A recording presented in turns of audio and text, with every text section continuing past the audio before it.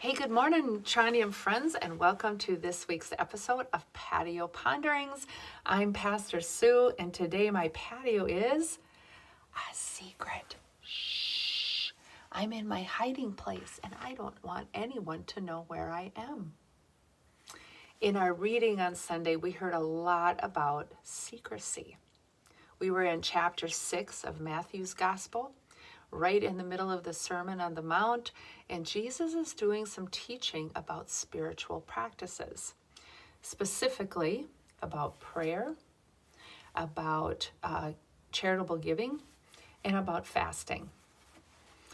And this has gotten me to thinking, that's terrible English, this has had me thinking this week about one of the most common things that I hear from people, and that is the statement that I don't know how to pray. I think this chapter and these words that we heard from Matthew on Sunday really give us some helpful advice. Jesus talks about not having to heap up a bunch of words. He gives us the Lord's Prayer in this section, which is a great model that we can pray at any time. But the verse I found most intriguing and the most helpful is this. This is Matthew 6, verse 6. But when you pray, go to your room, shut the door, and pray to your Father who is present in that secret space.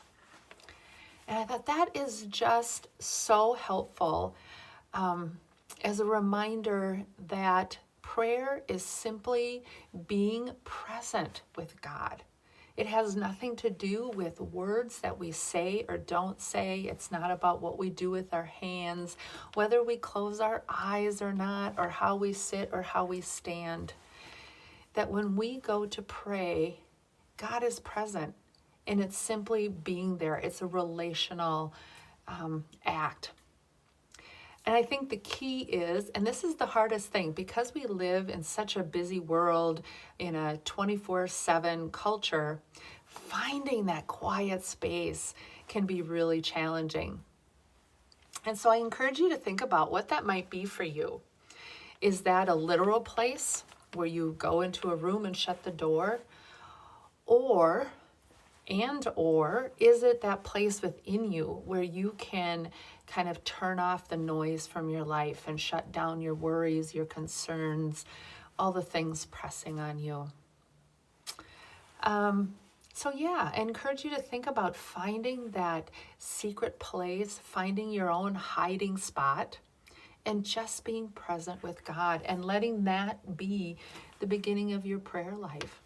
And from there, you can go in so many directions in how you pray and when you pray, how you talk, how you listen, whether you can do it through devotionals or art or music.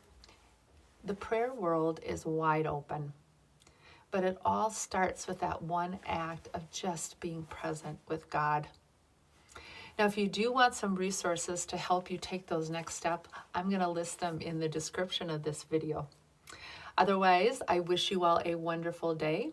I hope you find the quiet spot you're looking for, and we'll see you on Sunday. Bye.